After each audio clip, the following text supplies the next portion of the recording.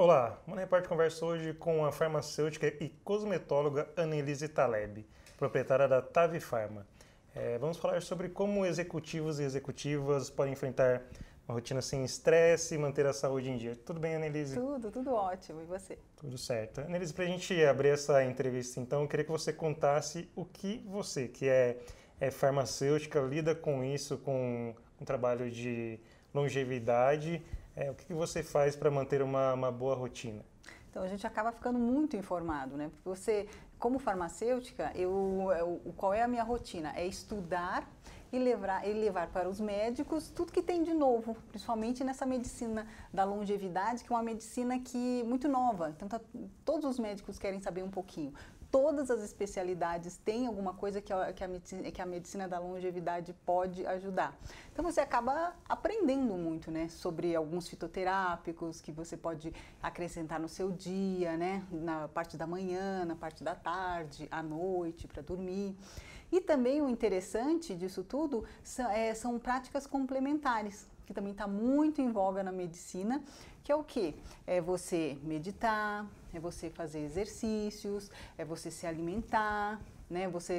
Até acupuntura às vezes, tudo isso ajuda muito. E a gente vê muita procura, principalmente dos executivos, jogadores de pôquer, né? Advogados, nossa, um monte. Por quê? Para melhorar essa performance. Se você começa com essa medicina da longevidade, que engloba tudo, né? Engloba o ser inteiro, alimentação, fitoterápicos, suplementos, né? Meditação, você se acalmar, tudo isso reflete no seu trabalho, reflete na sua produtividade.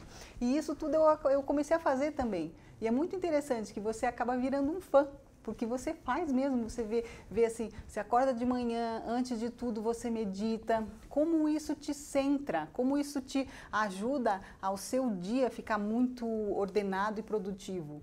Né? Então, algumas coisinhas que eu faço bastante é isso, acordar cedo, meditar, fazer exercícios, a minha alimentação é muito certinha durante a semana, né? Mas também, antigamente, no começo dessa longevidade, alguns profissionais ficaram assim demais, sabe? Assim, não pode comer isso, não pode comer aquilo. Isso virou quase que uma doença para algumas pessoas. Então hoje isso é menos. Essa alimentação tem que ser regrada? Tem, mas você tem que ter os seus dias de relaxamento, né? Isso tudo também é conhecimento. Paladar, você ir a alguns restaurantes, experimentar comidas novas, né? Então tudo isso eu faço também. Eu ia perguntar justamente sobre isso, porque quando a gente fala em manter uma boa saúde, muitas vezes acaba remetendo à saúde física, né? É praticar exercício, é ter uma boa alimentação, mas também tem que ter uma preocupação com o lado mental. Então, assim, o que é possível fazer para ter uma mente sã?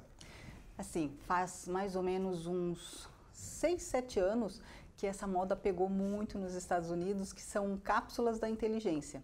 Não são os medicamentos, né? Tem medicamentos assim bem modernos que ajudam muito pessoas com déficit de atenção, né? Com problemas que isso deixa para o médico, né? Isso precisa ser um psiquiatra, um neurologista.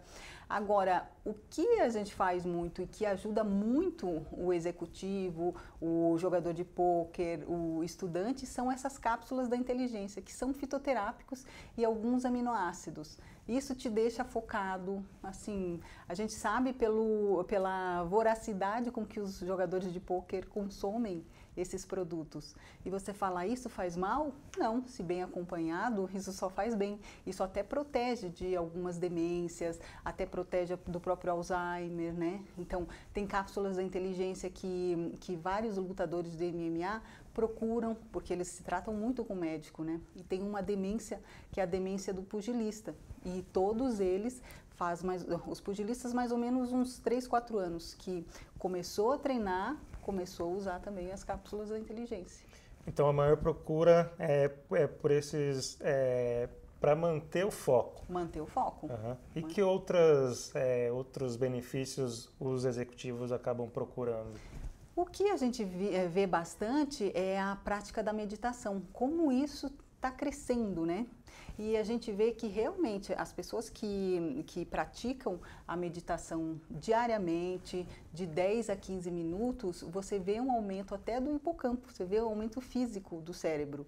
Então isso funciona muito e assim, dificilmente um executivo de alto rendimento não faz meditação. Isso, pelo seu trabalho, pela sua atuação, você percebe que há uma procura maior nos últimos tempos por isso? Há tanta procura que hoje a meditação é incluída em seminários dentro dos congressos de médicos, para você ver como isso é procura. O próprio médico indica meditação. Então a própria medicina está discutindo isso como parte do tratamento, algo já realmente implantado como tratamento, acredito. Então, que seria para melhorar essa qualidade de vida, a longevidade, mas a longevidade com qualidade. E foco, atenção, tudo isso a meditação também ajuda, além do seu próprio equilíbrio, né? Tem uma outra discussão que é com relação à aparência física. Isso ainda atinge muito mais as mulheres? A gente acha isso até engraçado, porque o que a gente sempre pensou, não, como é muito cobrado da mulher arrumar casa, criar os filhos, ser bonita, magra, né, e ainda trabalhar e ter o mesmo rendimento. E a gente pensou, não, enquanto mais a gente for conquistando, né, vamos deixar a gente também ter uma barriguinha, né, ser um pouquinho mais leve nisso, nessa cobrança. Mas o que a gente vê dentro de farmácia, dentro dos consultórios, né, é o contrário, é o homem entrando na nossa noia. Magros, musculosos, bonitos, também ajudando com os filhos, muitos são pais solteiros e estão lá na garra. Então isso interessante é que não é que a gente deixou de se cobrar, o homem está entrando na nossa noia e muitos se cobram como se fosse uma mulher, em relação à medida, em relação à beleza.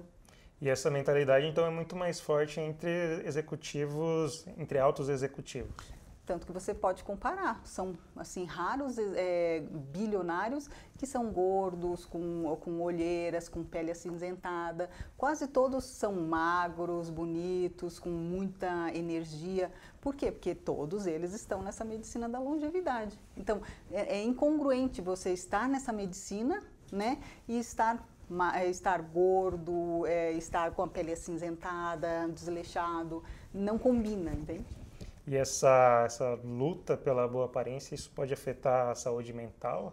Sim, tanto que é uma da vigoroxismo, todas essas quando você procura demais, tudo isso tende a virar uma doença, né?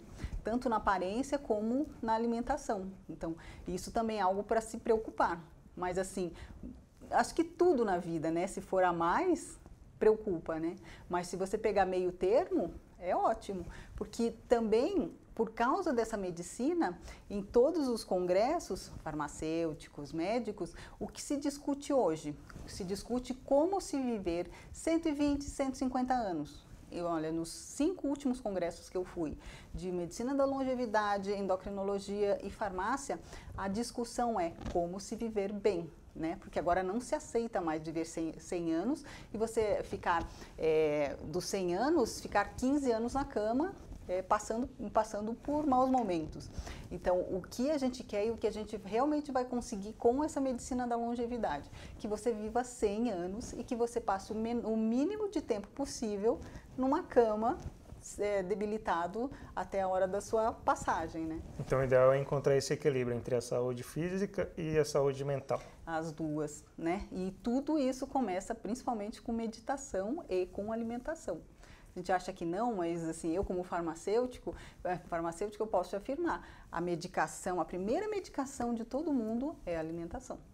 Eu queria que você falasse um pouco também sobre o papel das redes sociais nessa discussão, porque, por exemplo, você pega o Instagram, lá a vida parece que é muito mais feliz, né? Todo mundo está em busca daquela... mostrar que está passando por um momento bom, está fazendo uma viagem legal, está com um corpo bonito e tudo mais. Isso também influencia nessa discussão? Vamos dizer assim, que isso não é uma influência ruim. Já pensou se todo mundo fizesse ao contrário? Você entrasse na rede social e só visse desgraça? Todo mundo falando das suas desgraças. Ah, gente, deixa as suas desgraças para Deus, né? Conversa com o seu melhor amigo e resolve lá. E mostre o seu melhor. Mostre as coisas boas que te acontecem. Isso é até bom para você, porque todo mundo vai revendo o próprio Instagram. E se você vê coisas boas suas, que você não lembra, né? A gente só lembra das coisas ruins. Mas se você ficar postando coisas boas na sua própria rede social, quando você dá aquela retrocesso, você disse, puxa, passei por isso, puxa, como eu estava legal aqui, né? Eu não acho que é ruim, não. Eu acho que é muito bom. Não é por mim, não colocaria nada de coisa ruim. Então, na verdade, você precisa tirar proveito disso, dessa rede, para poder se estimular a ter uma vida melhor. Isso a gente faz muito, né? Uma também, na hora da meditação, uma das meditações é você pensar só em coisa boa. Neurologicamente, é impossível você se sentir triste e feliz ao mesmo tempo. Se você estiver triste, você começar a sorrir forçado e só pensar em coisa boa, a serotonina vai lá em cima e você não consegue ficar triste. Pode ter certeza. Você falou que nesses congressos de medicina tem se discutido a longevidade, a busca pela longevidade, que as pessoas vão conseguir viver 120, 150 anos. Uhum. Em quanto tempo isso? Assim, o ano passado eu já tive num congresso que era de tecnologia e daí começo desse ano num congresso de endocrinologia. No congresso de tecnologia veio já um médico que está fazendo alguns órgãos em impressora digital. Daí agora passaram-se mais ou menos uns 6 meses, começo do ano, já veio o próprio médico mostrando o coração feito, só faltava algumas veias. Ele falou, mais ou menos em 5 anos, as veias menores, a impressora já começa a fazer. Então, eles falam que entre 8 e 10 anos, ninguém mais é transplantado do coração. Todo mundo vai fabricar o seu coração novo e vai transplantar um autotransplante.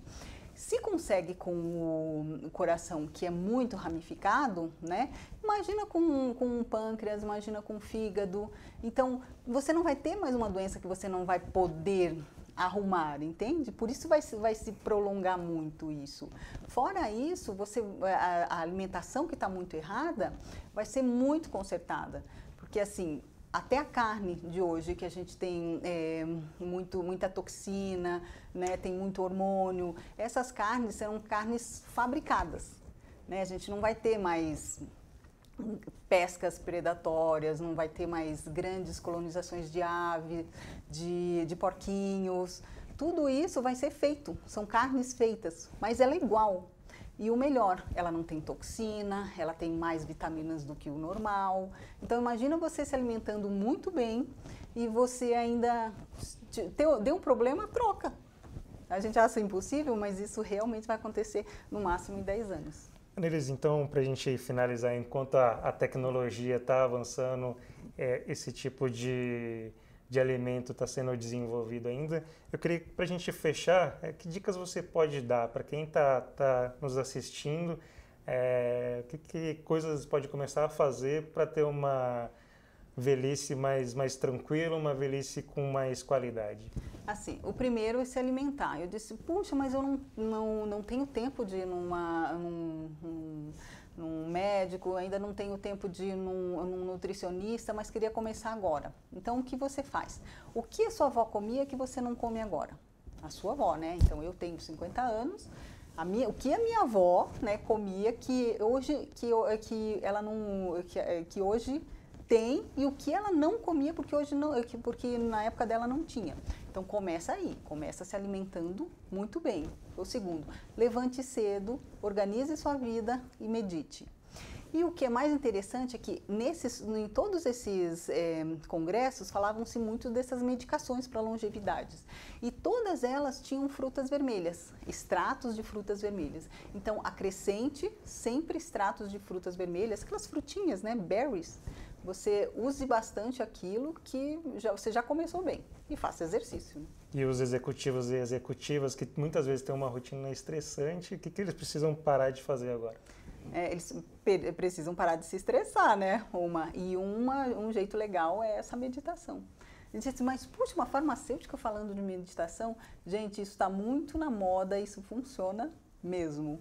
Assim, é totalmente diferente você ver um executivo centrado, com energia, né, que dormiu bem, que acordou cedo, se organizou numa reunião, do que ver um executivo que está com sono, está obeso. Imagina esses dois numa negociação, quem vai ganhar? Então isso tudo vai melhorar a tomada de decisões. Muito mais. Nelise, muito obrigado pela Obrigada. gentileza em entender nossas dúvidas. Muito obrigada, foi um prazer. O Money Report conversou hoje com a farmacêutica e cosmetóloga Annelise Taleb. Obrigado pela atenção e até a próxima.